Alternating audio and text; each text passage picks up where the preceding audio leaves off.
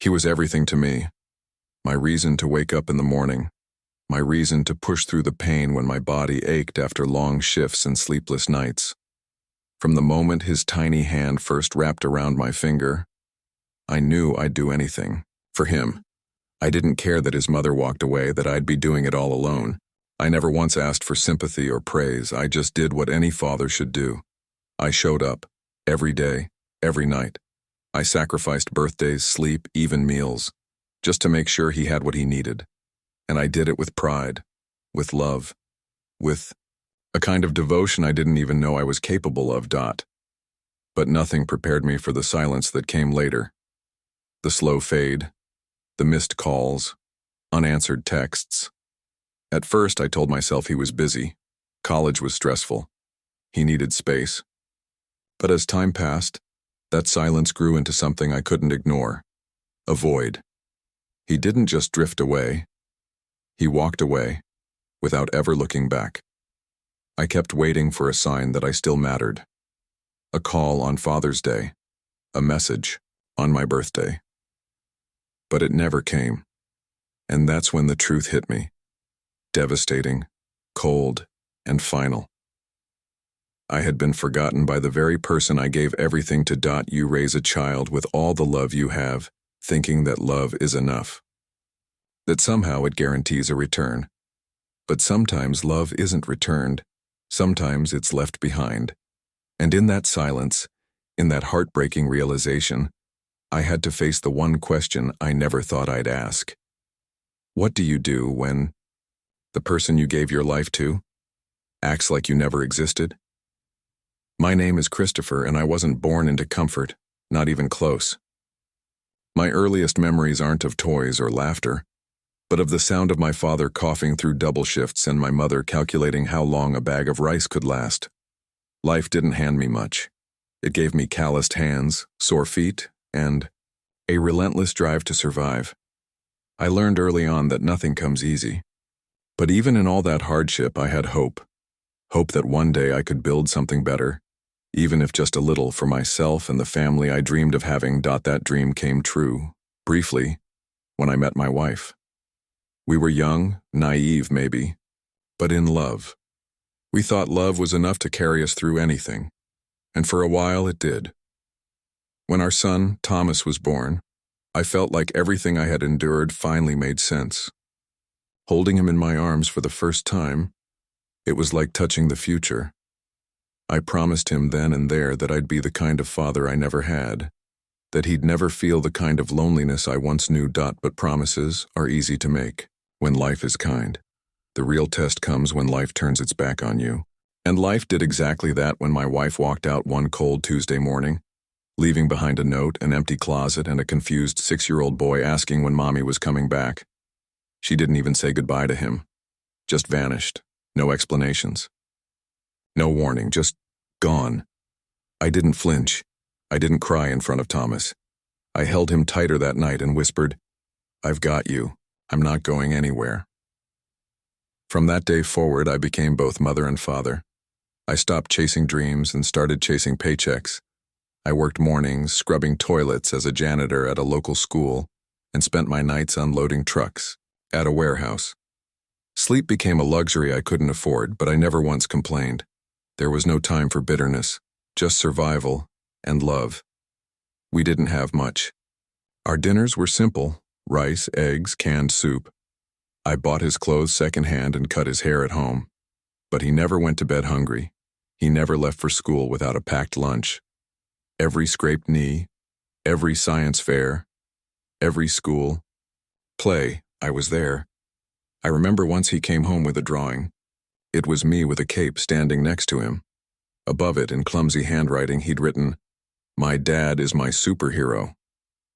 I hung it on the fridge and looked at it every night when I came home exhausted. That little picture reminded me that, even if I couldn't give him everything, I was giving him the one thing that mattered. My presence. Our apartment was small, but it was filled with warmth. I made sure of it. I cooked dinner every night and asked him about his day. I stayed up late helping him with math homework I barely understood myself. I gave him the last slice of bread when there wasn't enough for both of us. There were moments when I was so tired I'd nod off while tying my work boots. But I kept going. Not because I had to, but because I wanted to. Because he was worth every drop of sweat. I watched him grow, inch by inch, into a thoughtful, curious boy. He loved. Dinosaurs had a laugh that could fill a room and used to call me Dadman instead of Batman. Every bedtime story, every birthday, every Christmas, even when all I could afford was a single toy and a homemade card, I made sure he felt loved. And for a while I thought it was enough. I thought the bond we built, the memories we shared, the sacrifices I made would carry us through anything. But life has a cruel way of changing things. Kids grow up. The world gets louder, more demanding. Somewhere between middle school and high school, I noticed the shift. He started pulling away, not in a disrespectful way, just distant. Fewer hugs, less eye contact. One-word answers where there used to be stories. I chalked it up to teenage years, puberty, identity. I told myself not to take it personally. But when he got accepted into college and barely looked back as he left, that ache in my chest turned into something heavier. He called less and less. Texts were short, often delayed. When I sent care packages, cookies I baked myself, handwritten letters, he'd say thanks, but nothing more. He never asked how I was, never said he missed me. I knew he was busy. I knew college life was demanding. But deep down, I also knew something else. I was no longer part of his world. I had raised him on my own, poured every ounce of love into him. And now I was just someone he used to depend on. Still, I kept showing up, even if it was just digitally. I'd send him texts on Sundays, our old movie night tradition, just to say, "Miss you, bud." Most weeks, there was no reply.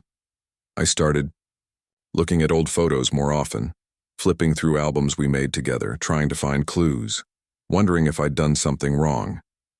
Had I been too strict? Not affectionate enough? Had all my sacrifices somehow missed the mark? But the truth is, I wasn't looking for perfection. I just wanted connection. I didn't expect grand gestures, just a phone call once in a while. A message saying, "I'm okay, Dad." A quick update about a class, a friend, anything. Instead, I was met with silence. Long, deafening silence. And in that silence, I started to fade, not from the world, but from his life. It was like watching a plant you'd nurtured for years suddenly wilt, and no amount of water could bring it back. I kept the door open as long as I could, but eventually you have to ask yourself, how long do you keep knocking when no one answers? It started subtly, barely noticeable at first. A shorter reply to a text. A missed call here and there. Nothing serious, nothing alarming. Just the kind of distance you tell yourself is temporary. After all, Thomas had started college. He had lectures to attend, assignments to complete, a whole new life to adjust to. I convinced myself it was normal. Kids grow up, they pull away. They need space to figure things out. But weeks turned into months, and months blurred into seasons. I would wake up and instinctively check my phone, hoping maybe today he'd text first. Maybe today I'd open a message that wasn't just a one-word answer or a quick, "yeah," to something I asked. I started noticing that I was always the one initiating contact.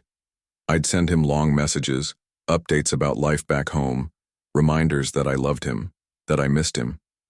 In return, I'd get brief responses. Sometimes, after days of silence, I told myself I was overthinking it, that he still cared, just didn't know how to show it. But deep down, a part of me was already grieving. It wasn't just about communication. It was the way he spoke to me when he did. He sounded distant, formal even, like I was someone he had to respond to out of obligation, not someone he wanted to connect with. I started keeping track of how long it had been since we last had a real conversation, one that wasn't about money or logistics. The last time he asked me how I was doing, I couldn't remember. The last time he said, "I love you," that was even harder to recall. And yet every time my phone buzzed, I still hoped. Every time I saw a notification, I prayed it would be from him.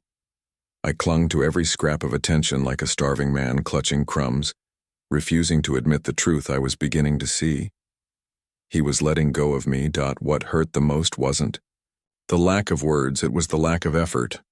The forgotten birthdays, the missed holidays, the silence on Father's Day. I would sit by the window some nights just staring out at the driveway, imagining him pulling up, walking through the front door, telling me he'd been busy but he missed home. But the door never opened. The lights never came on. It was just me, the ticking clock, and the echo of memories that no longer had a place in his life. I tried not to resent him. I reminded myself that I raised him to be independent, that maybe I'd done my job too well. But no matter how I tried to rationalize it, the ache in my chest remained. Then came the money requests. Not often, but enough to sting. A quick, "Hey Dad, can you help with rent this month?" or "Books are expensive, can you send a little more?" I always said yes, without hesitation, not because I felt obligated, but because I still saw that little boy in need, the one I once held during thunderstorms, the one who called me his superhero. I told myself that helping him financially was the only way I could still be a part of his life, and I'd convince myself that maybe, just maybe, this time he'd say thank you with sincerity. This time he'd follow up with a call, but the gratitude never came, and the silence always returned. I started pulling away from the world. I declined dinner invitations from old friends, stopped attending church gatherings. I didn't know how to talk about what I was going through. People would ask, "How's Thomas?" and I'd fake a smile, say, "Oh, he's busy with college. Doing well." I became a master of pretending I wasn't lonely, pretending I wasn't hurt, pretending I hadn't started to question everything I'd sacrificed. I'd always believed that love, especially a parent's love, was unconditional. That if you gave your all, it would come back to you, maybe not immediately, but eventually. But now I was starting to question that belief. Had I given too much? Had I forgotten to live for myself in the process of living for him? One night, after another unanswered message, I sat alone at the dinner table, the same table where we once had pancake sundaes, where I helped him build school projects, where he'd once carved his initials into the wood with a spoon. I looked at the empty seat across from me and felt something inside break. It wasn't just disappointment. It was grief. Not for the son I had, but for the relationship we used to share, for the connection that now felt like a ghost. That night, I didn't text him. I didn't check his social media. I just sat there staring at the flickering light bulb overhead, thinking, how did we get here? The house began to feel like a museum, filled with relics of a time that no longer existed. His childhood drawings still hung on the fridge. His old baseball glove sat on a shelf in the hallway. His bedroom, untouched, still smelled faintly of the cologne he used in high school. I had kept everything the same, thinking he'd come back, thinking maybe he'd visit during the holidays. Maybe we'd watch our favorite movie together again. But the seasons passed. Winter came and went, spring followed, and still no word, no visit, nothing. The real breaking point came when I saw a photo online, Thomas smiling with friends on a beach, celebrating spring break. No caption, no context. Just laughter, freedom, happiness. And I realized in that moment, he didn't think of me. Not even enough to say hello. Not even enough to pretend he missed me. I wasn't even a passing thought in the life I helped him build. That picture, more than any silence, confirmed the truth I had been trying so hard to avoid. I was no longer part of his world. I was a chapter he had closed, a memory boxed up and pushed aside. And that's when the conflict within me truly set. And because for the first time in my life I didn't know what to do. Should I keep reaching out? Keep holding on to hope that maybe one day he'd realize what he had? Or should I accept the painful reality that maybe I had already done everything I could, and that holding on was only hurting me more? I had spent years fighting for a bond that now felt one-sided. And somewhere in that pain, that confusion, that deep and quiet heartbreak, a question began to take shape inside me. What if letting go wasn't giving up? What if it was finally the only way to heal? For a long time, I kept making excuses for him. It's what parents do, I suppose. You see the best in your child even when they're showing you the worst. I told myself he was overwhelmed, that he was figuring himself out, that maybe, just maybe, he didn't realize how his silence was affecting me. But how long can you keep protecting someone from the consequences of their own neglect? How long can you stretch yourself thin, only to feel invisible to the person you love the most? Every day I found myself caught in this impossible tug-of-war between patience and pain. I wanted to believe he'd come back around. But with each unanswered message, each forgotten call, each moment of absence, something inside me began to hollow out. It wasn't just about a missed birthday anymore. It was about the years I'd poured everything I had into raising him. The meals I skipped to afford his field trips. The jackets I wore for 3 winters straight just so he could have a new one. The nights I walked home in the snow because I couldn't afford the bus after working double shifts. I'd done all of that willingly, not because I had to, but because I wanted to. Because every smile he gave me as a little boy felt like a reward worth more than gold. But now as an adult, he didn't even acknowledge the effort. And that lack of recognition, it stung more than anything I've ever felt. What hurt most wasn't just that he'd moved on.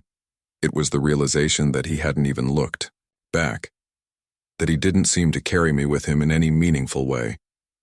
I started wondering, did he ever sit with a friend and talk about me? Did he ever say, "My dad raised me alone?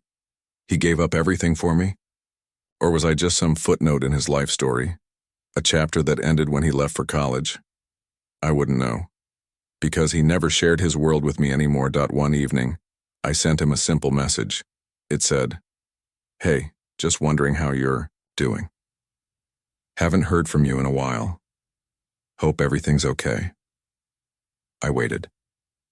Hours passed, then days. Nothing. I kept checking my phone obsessively, as if my love could somehow summon a response. But there was only silence. The kind of silence that feels loud in your chest, that rings in your ears like a siren screaming, "You don't matter anymore." I didn't sleep that night. I lay in bed staring at the ceiling, playing old memories like movies behind my eyes. His first steps, his school graduation, the time he cried in my arms when a bully made fun of his stutter, and I held him so tightly, promising that the world would never hurt him again. But now I was the one hurting, and he wasn't there to hold me. He didn't even know I needed it. The next morning, I saw that he had posted a story on social media, laughing with friends at some event, drinks in hand, surrounded by people. He looked happy, confident, like he had found his place in the world. And I realized something bitter. In that moment, his new life had no room for the man who made it possible. The boy I raised, the one who used to cling to my leg when he was scared, who once whispered, "Don't die, Dad, ever," was gone. Replaced by someone who saw me as a relic, a memory, an obligation. And that realization crushed me. I tried talking to people about it, old friends, neighbors, but no one really understood. They'd say things like, "Kids grow apart," or, "He'll come around eventually." But they didn't know the weight I carried. They didn't know what it was like to give every ounce of yourself to someone, only to become a stranger in their eyes.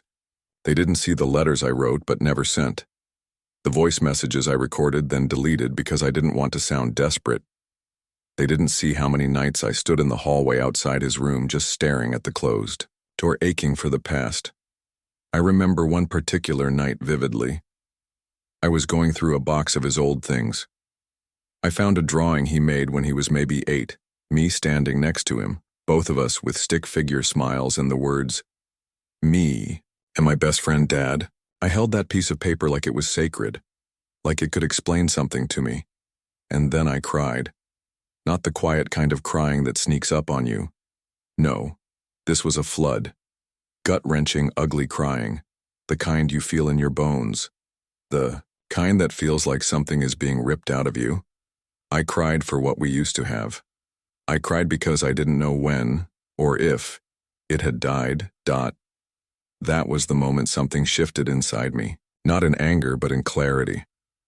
I started thinking about all the years I had put my life on hold, the dreams I'd shelved, the trips I never took, the friends I lost touch with, the hobbies I abandoned. I'd given so much of myself to being a father that I forgot how to be a person. And now, with Thomas gone, physically, emotionally, and spiritually, I realized I didn't know who I was without him. My entire identity had been wrapped up in being his dad, his protector, his provider. And without that role, what was left of me? But I also began to see that the silence I was enduring wasn't just his fault. It was partly mine, too, because I'd made him the center of my world, and forgot to teach him that love isn't just about receiving. It's about remembering, acknowledging, giving back. I had raised a son with every ounce of strength I had, but maybe I hadn't taught him how to stay connected. Or maybe he just didn't want to. And that was the most painful thought of all. As the days continued to blur, I started to feel like a ghost in my own life. I went through the motions. Woke up, ate, worked when I could, walked the same neighborhood streets I used to take Thomas on as a child. But nothing felt real anymore. It was as if my world had been dimmed, dulled by the weight of all the unanswered questions, the emotional rejection, the slow realization that my love had become invisible. And yet, even with that pain, I kept making room for hope. That quiet, stubborn kind of hope that refuses to die, even when everything around it says it should. But hope, when it's not met with care, turns into something toxic. It feeds on you, makes you wait longer than you should, makes you hold doors open for people who never planned to walk back through them. It wasn't just the silence that wore me down. It was the fact that I didn't feel like a father anymore. I felt like a stranger clinging to the past. There was no more sharing, no more connection, no more trust. I started noticing how many conversations we used to have that weren't just about him, but about life, about his dreams, his fears, the things that made him laugh.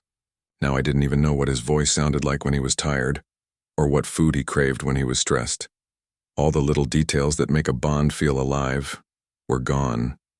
I'd lost not just a son, but a friendship I had poured my soul into building. One morning, I received an automatic email from the university's billing office. Apparently, his student loan needed a co-signer adjustment. Nothing alarming, but it was the first communication I'd had tied to him in weeks. It felt transactional, cold. It was a reminder that the only string connecting us now was paperwork. I signed it, sent it back. No call, no thank you. Just another moment where I played my role and he disappeared. That was the day I stopped telling myself this was temporary, that maybe he'd come around. Because you don't forget someone who loved you this much by accident. You don't ignore a parent like this unless you've decided, consciously or not, that they're no longer part of your story. But even with that realization, I still fought against bitterness. I didn't want to become angry. I didn't want to turn cold. I loved my son, and I believed people can make mistakes. Maybe he didn't know how to express himself. Maybe he was overwhelmed with guilt. Maybe he didn't realize that his silence was cutting deeper than any argument ever could. There was a time I thought that silence meant peace, that no news meant he was okay. But now I knew better. Silence can be its own kind of cruelty, a quiet punishment that leaves you guessing if you did something wrong, or worse, if you ever really mattered at all. Still, something inside me kept whispering, look at it from his side. So I tried. I sat down and imagined what he might be going through. The pressure of being in a new world, trying to fit in, trying to succeed, trying to survive. Maybe he felt ashamed for drifting. Maybe he didn't know how to reconnect without feeling like a failure. Maybe he thought reaching out would mean admitting he had been selfish. I wanted to give him grace, truly. But even grace has limits when it's never met with effort.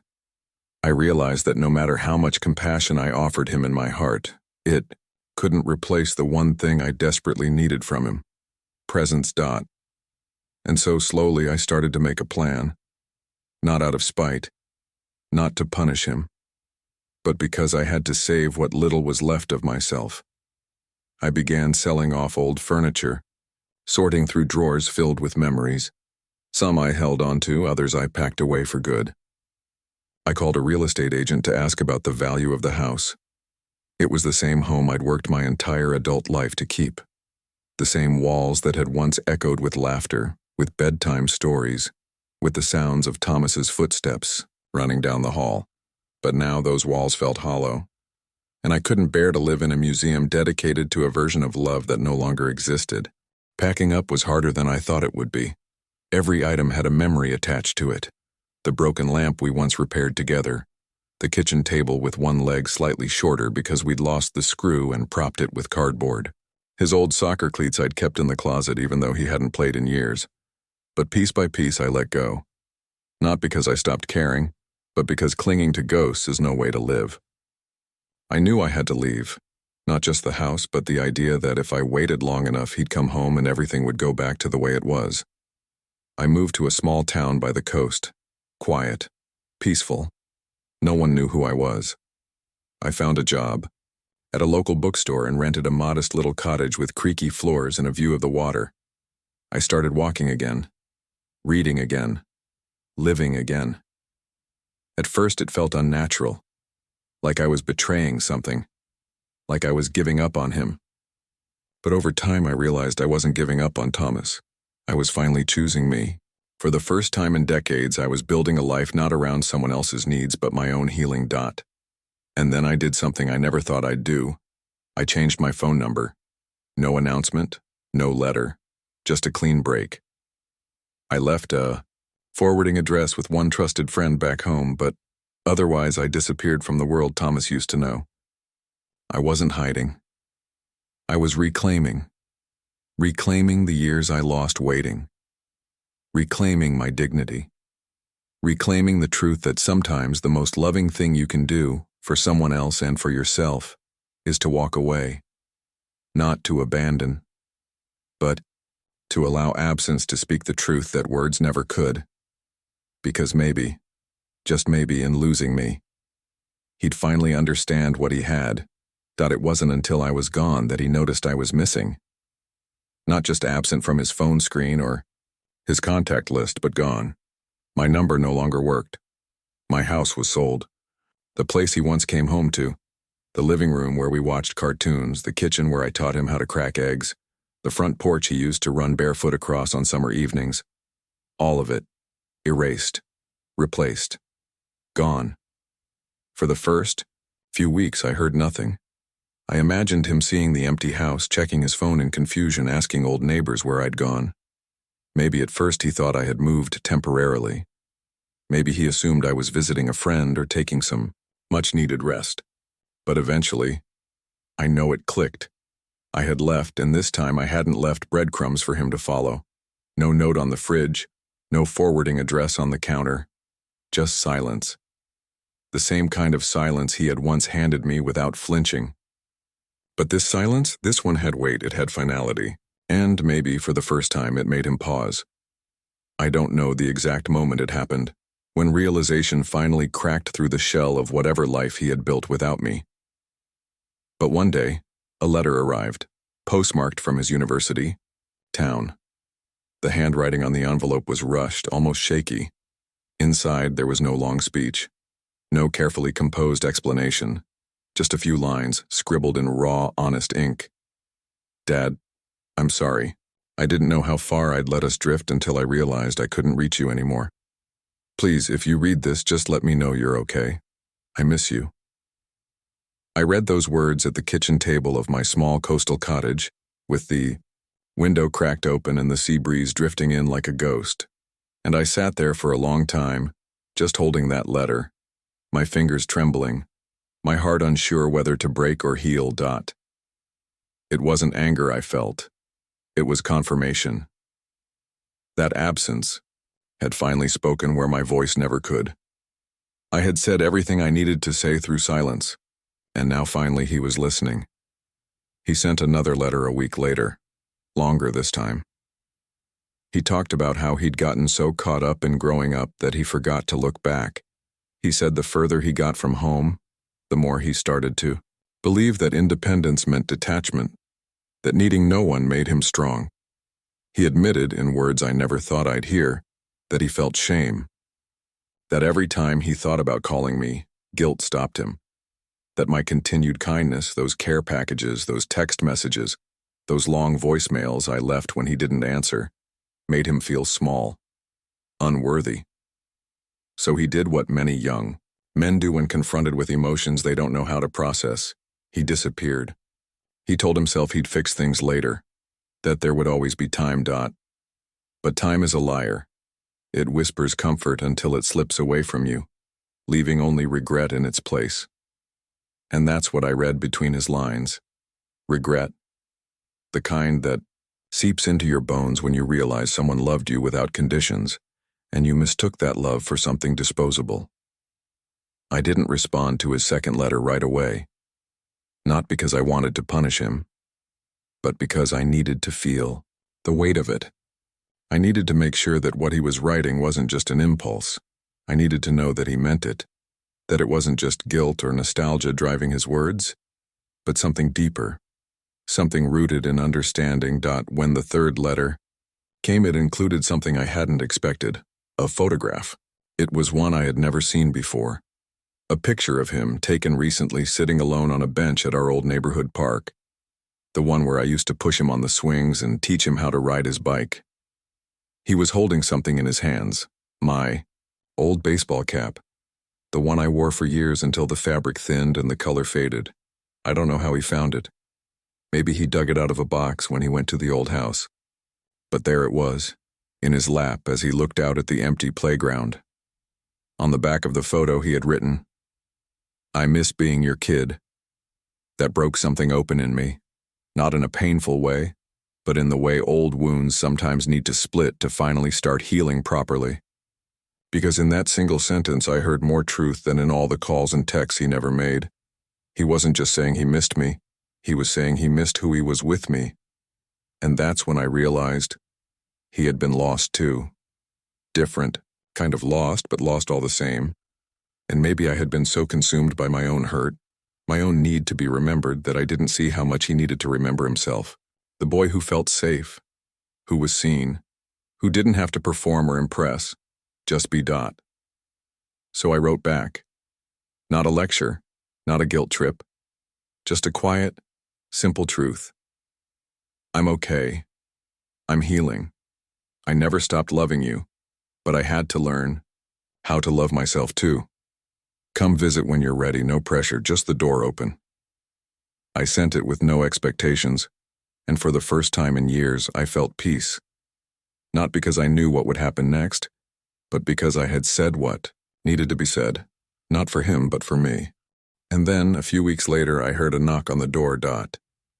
It was early morning when the knock came, so soft I almost thought I imagined it. I was standing by the kitchen window, coffee in hand, watching the sea mist roll in like it did every morning, blanketing the horizon in silence. The kind of silence I had grown used to, the kind I had made peace with. I didn't rush to the door. Part of me assumed it was the postman delivering a package or a neighbor dropping by. But something in my chest tightened, a sensation I hadn't felt in years. That strange, inexplicable intuition that something important was about to happen. When I opened the door, I didn't say anything. I couldn't. Because there, standing on my porch with a backpack slung over one shoulder and his head slightly bowed, was him. Thomas. Older now, more angular in the face, but unmistakably the same boy I had once cradled after nightmares, once chased through the park, once taught how to tie his shoes. He didn't smile right away. He didn't rush into an apology or start explaining himself. He just looked at me with eyes that held more weight than I had ever seen in them before, eyes that seemed to say everything his voice hadn't in years. We stood there for several seconds, frozen in a moment neither of us had prepared for. Searched his face as if trying to find some trace of the child I once knew, some flicker of recognition, of warmth, of home. But it wasn't there. Not yet. What I saw instead was uncertainty, hesitation, the quiet terror of someone who's realized too late how much damage they've done. "Hi, Dad," he said finally. 2 words, trembling but deliberate. And suddenly the space between us felt charged, heavy with everything we hadn't said, everything we had lost, everything we were afraid to try and recover. I didn't hug him. I didn't invite him in. I simply nodded and stepped aside, letting the open door be my answer. He stepped into my small cottage, eyes darting around, taking in the plain furniture, the stacked books, the framed photo of us, from years ago that I had almost taken down a dozen times but never could bring myself to. "It's nice," he said quietly, as if trying to offer something safe.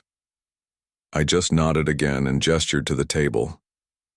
We sat across from each other, the air between us thick with memories and unspoken wounds. For a moment, neither of us knew where to start. The silence wasn't like the ones we'd shared over the years. It wasn't cold or dismissive. It was heavy, full, the kind of silence that comes before something sacred. "I didn't know if you'd open the door," he said, eyes not quite meeting mine. I almost turned around. "I didn't know if you'd knock," I replied. And that was when his composure cracked. His shoulders dropped, and he leaned forward, pressing his palms against his eyes like he could stop the guilt from leaking out of him. "I'm sorry," he whispered. "I didn't mean to hurt you. I didn't know how to come back." I wanted to tell him that sorry wasn't enough, that years of absence couldn't be erased by one visit. I wanted to ask him where he'd been when I needed him, why he had turned me into a memory when I had made him my purpose. But those words sat on my tongue like stones, unmoved, because I saw something in him I hadn't expected to see.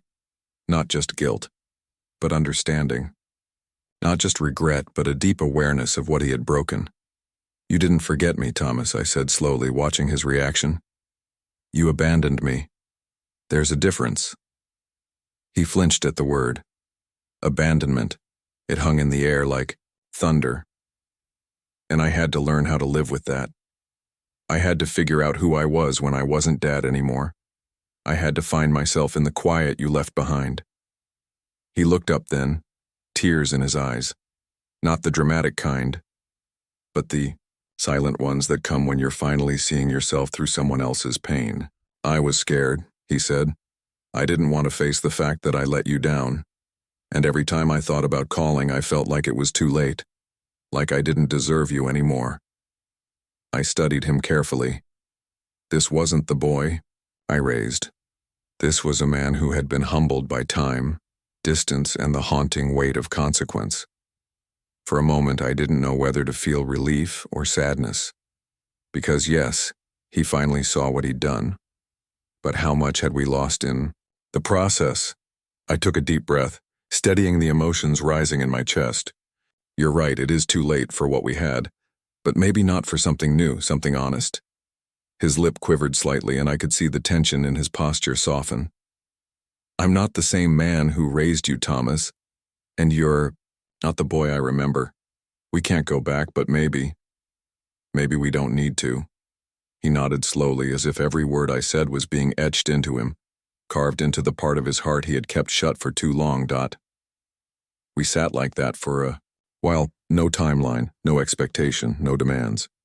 Just two men who had hurt each other without fully meaning to.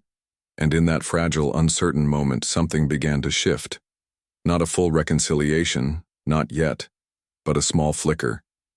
A bridge forming, plank by plank. Not built with grand apologies, but with quiet truths. It was early morning when the knock came, so soft I almost thought I imagined it. I was standing by the kitchen window, coffee in hand, watching the sea mist roll in like it did every morning, blanketing the horizon in silence. The kind of silence I had grown used to, the kind I had made peace with. I didn't rush to the door. Part of me assumed it was the postman delivering a package or a neighbor dropping by. But something in my chest tightened, a sensation I hadn't felt in years. That strange, inexplicable intuition that something important was about to happen. When I opened the door, I didn't say anything. I couldn't.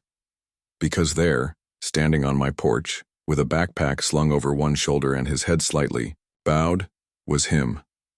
Thomas. Older now, more angular in the face, but unmistakably the same boy I had once cradled after nightmares, once chased through the park, once taught how to tie his shoes. He didn't smile right away. He didn't rush into an apology or start explaining himself. He just looked at me with eyes that held more weight than I had ever seen in them before, eyes that seemed to say everything his voice hadn't in years. We stood there for several seconds, frozen in a moment neither of us had prepared for. Searched his face as if trying to find some trace of the child I once knew, some flicker of recognition, of warmth, of home. But it wasn't there. Not yet. What I saw instead was uncertainty, hesitation, the quiet terror of someone who's realized too late how much damage they've done. "Hi, Dad," he said finally. 2 words, trembling but deliberate. And suddenly the space between us felt charged, heavy with everything we hadn't said, everything we had lost, everything we were afraid to try and recover. I didn't hug him. I didn't invite him in.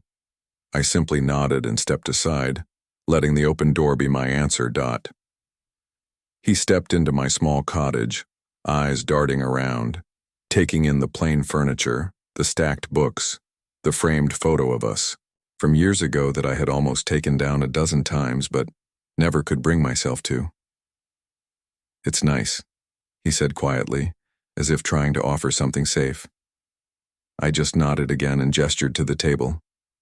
We sat across from each other, the air between us thick with memories and unspoken wounds. For a moment, neither of us knew where to start. The silence wasn't like the ones we'd shared over the years. It wasn't cold or dismissive.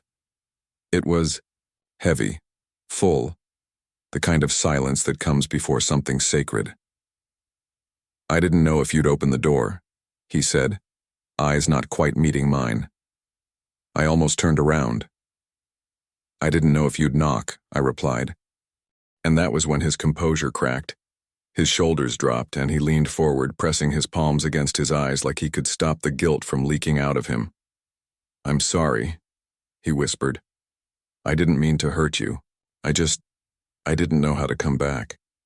I wanted to tell him that sorry wasn't enough, that years of absence couldn't be erased by one visit. I wanted to ask him where he'd been when I needed him, why he had turned me into a memory when I had made him my purpose. But those words sat on my tongue like stones, unmoved, because I saw something in him I hadn't expected to see. Not just guilt, but understanding. Not just regret, but a deep awareness of what he had broken. "You didn't forget me, Thomas," I said slowly, watching his reaction. "You abandoned me. There's a difference." He flinched at the word. Abandonment. It hung in the air like thunder, and I had to learn how to live with that. I had to figure out who I was when I wasn't Dad anymore. I had to find myself in the quiet you left behind. He looked up then, tears in his eyes. Not the dramatic kind, but the silent ones that come when you're finally seeing yourself through someone else's pain. "I was scared," he said. "I didn't want to face the fact that I let you down. And every time I thought about calling, I felt like it was too late. Like I didn't deserve you anymore." I studied him carefully. This wasn't the boy I raised. This was a man who had been humbled by time, distance, and the haunting weight of consequence. For a moment, I didn't know whether to feel relief or sadness. Because yes, he finally saw what he'd done.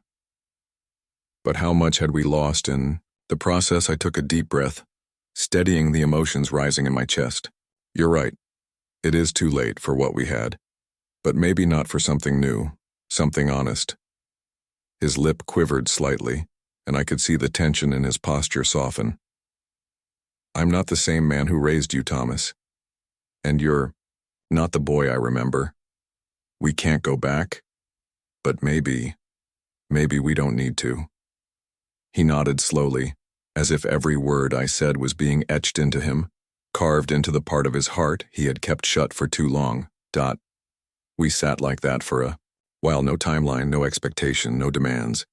Just 2 men who had hurt each other without fully meaning to. And in that fragile, uncertain moment, something began to shift. Not a full reconciliation, not yet, but a small flicker. A bridge forming, plank by plank, not built with grand apologies, but with quiet truths. The days that followed his arrival were quiet, deliberately slow, like two people learning to speak a language they'd forgotten. Thomas stayed in the small guest room that once stored old boxes and folded laundry, now transformed into something meaningful, simply because he was there. We didn't try to cram years of silence into a single conversation. Instead, we took our time. Breakfasts were quiet, but present. He asked questions, not just the surface-level kind, but the ones that showed he was trying. About my new life, about what I like to read now, about the small routines I'd built in his absence. And I found myself asking about him too. Not because I needed to know every detail I'd missed, but because I wanted to understand the man he'd become. It was strange at first, sitting across from someone who looked like your son but carried the weight of a stranger. But as the days passed, something inside me softened. Not all at once, but gently, like the way the tide wears down stone over time. There was no apology that could undo the loneliness I had endured. But there was something healing in his presence, in his effort, in the way he didn't try to rewrite the past, but simply acknowledged it. He didn't make excuses. He didn't pretend we could go back. He just kept showing up in small, deliberate ways that mattered. One evening, we walked along the shoreline behind the cottage. The air was cool, the sky a mix of fading light and rising stars. We didn't say much, but the silence between us no longer felt like a void. It felt like space. Space we were rebuilding, together. He looked out at the water and said, "I never realized how much you must have sacrificed." "Not really. I always thought you'd be there. I thought dads don't disappear." I stopped walking and turned to him. "We don't," I said. "But sometimes we have to let go of people who forget we're human too, who forget we break, who forget we need love back." He nodded, eyes glassy. "I know that now. I see it. I just hope it's not too late to know you again." And in that moment I realized that redemption doesn't always come with a dramatic apology or a perfect reunion. Sometimes it comes in a whisper, in the courage to face the pain you caused and sit with it, without running. When he left a week later to return to school, we didn't say goodbye like we used to. There was no awkward pat on the back or unspoken tension in the air. This time he hugged me, tight, real, and lingering. "I'll call next week," he said. "Not because I have to, because I want to." I nodded, this time believing him. And after he left, I didn't go back inside right away. I sat on the porch, watching the horizon, breathing in the quiet. And I felt something I hadn't felt in years. Peace. Not because everything was fixed, but because I finally understood that closure isn't about forgetting the pain. It's about learning how to live with it, without letting it define you. I learned a lot in the silence Thomas left behind. I learned how to be alone without being lonely, how to nurture myself when no one else showed up, how to redefine my worth outside of being someone else's anchor, and maybe the greatest lesson of all, I learned that love without boundaries becomes sacrifice without purpose. I don't regret raising my son the way I did. I don't regret the sleepless nights, the hard work, or the choices I made to give him a better life. But I do regret losing myself in the process. I do regret waiting so long to choose me. If I could tell my younger self anything, it would be this: you are allowed to need love back. You are allowed to expect effort. You are allowed to walk away from one-sided relationships, not out of anger, but out of self-respect. And to any parent listening, or anyone who's poured their heart into someone only to be met with silence, know this: you are not weak for hurting. You are not selfish for needing acknowledgement. You are not wrong for stepping back to heal. Sometimes distance isn't abandonment, it's protection. And sometimes letting go is the only way to remind someone of your value. If they return, and they return sincerely, let that be the beginning of something new. But if they don't, know that your worth was never meant to be proven by their presence. You are whole, even when others walk away. Thomas and I are still rebuilding. There are still moments when we slip, when old habits creep in, when the weight of our shared silence resurfaces. But now, we speak it out loud. We name the discomfort. We don't run from it. And with each conversation, each call, each visit, we stitch together something new. Not a replica of the past, but a stronger, wiser bond built from truth. I don't need to be his hero anymore. I just need to be seen. And now, for the first time in a long time, I am Dot. Have you ever poured your heart into someone, only to feel forgotten the moment they no longer needed you? Have you loved unconditionally, sacrificed without hesitation, and waited silently, hoping they'd remember what you gave them? This story isn't just about a father and a son.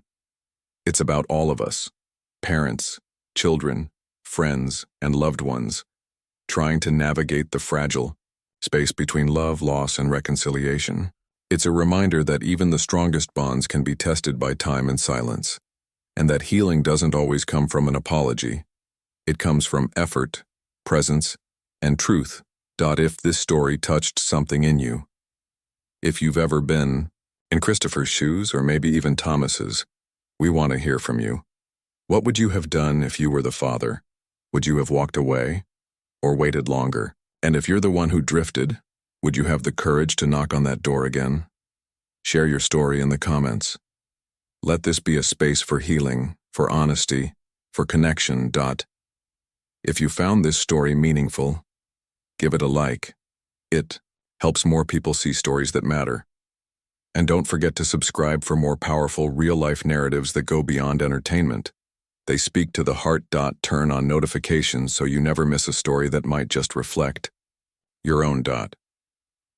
Thank you for watching, and remember, sometimes the most important thing we can do is let go so something new can grow.